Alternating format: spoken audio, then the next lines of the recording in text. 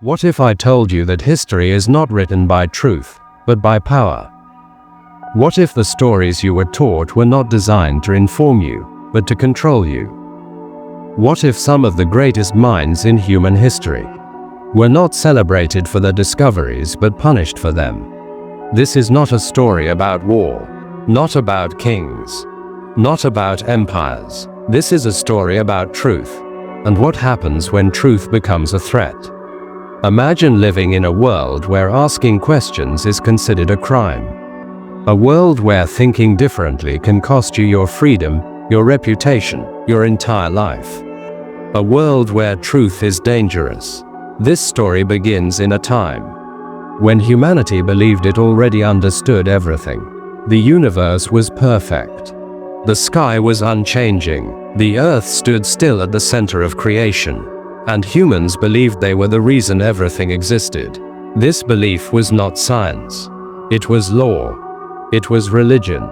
It was authority. And once an idea becomes power, challenging it becomes impossible. For centuries, this model of reality was accepted without question. It was taught in schools, preached in churches, written into philosophy. To doubt it was not curiosity, it was rebellion. But history does not move forward because everyone agrees. It moves forward because someone asks the wrong question at the wrong time. He did not begin as a revolutionary. He did not want to destroy institutions or embarrass authority. He wanted something far more dangerous.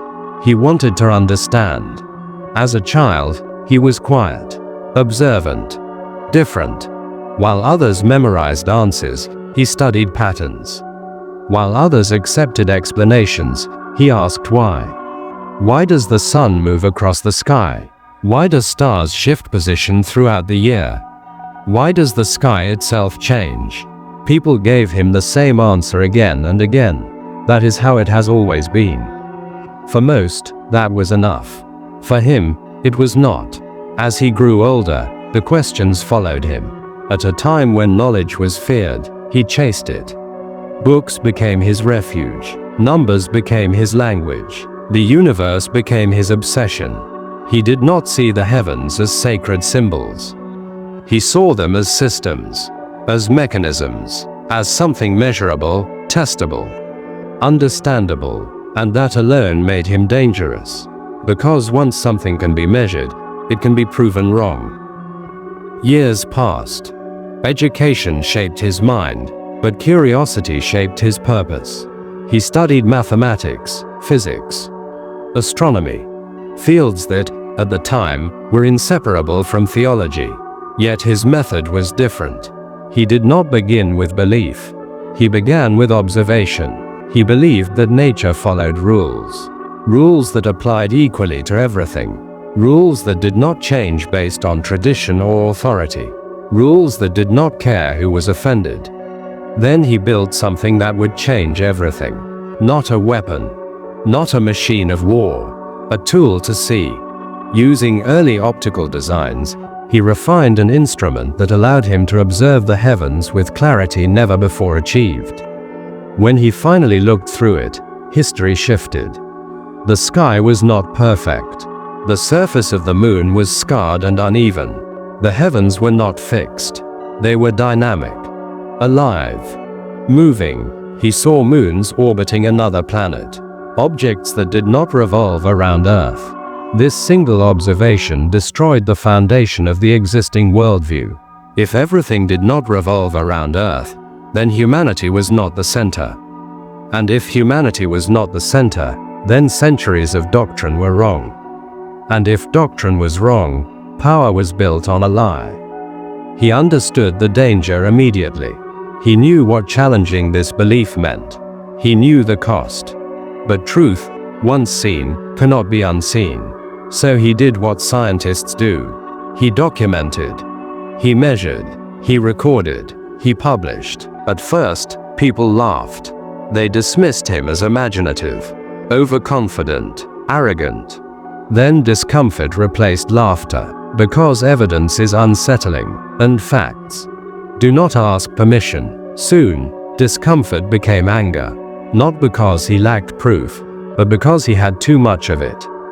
Powerful institutions took notice, not to debate his findings, not to test his conclusions, but to stop him.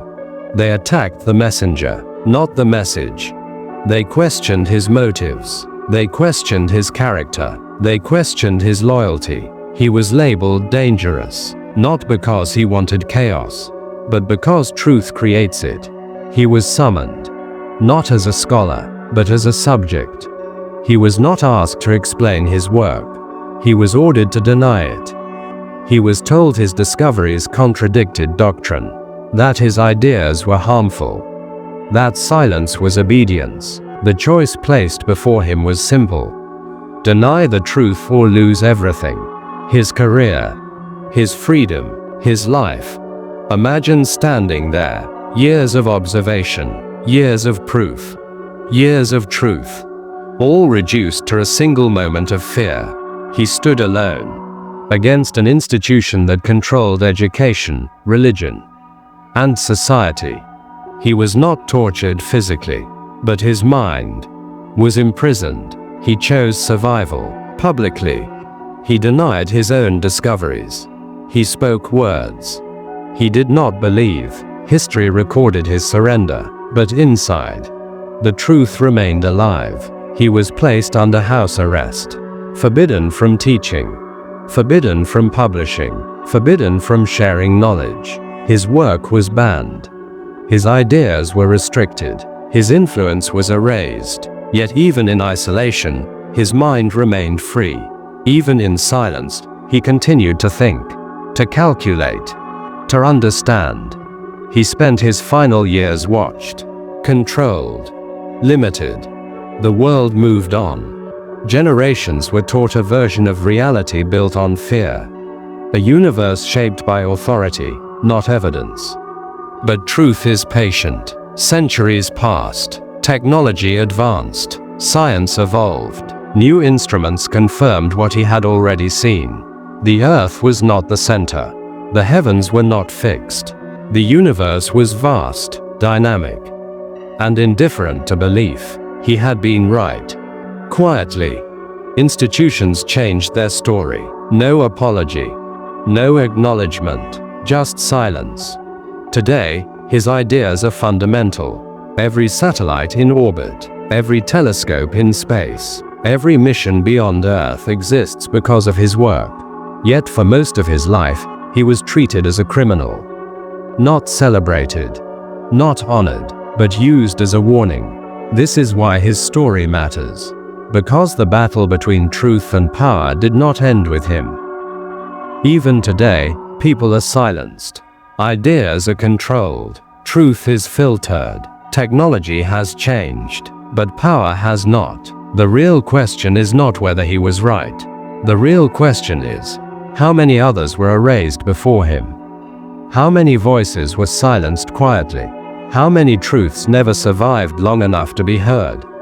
Only at the very end does history finally speak his name. The man they tried to erase. The mind they failed to destroy. His name was Galileo Galilei. And even after denying the truth, history remembers what power tried to forget. Because the universe does not revolve around lies.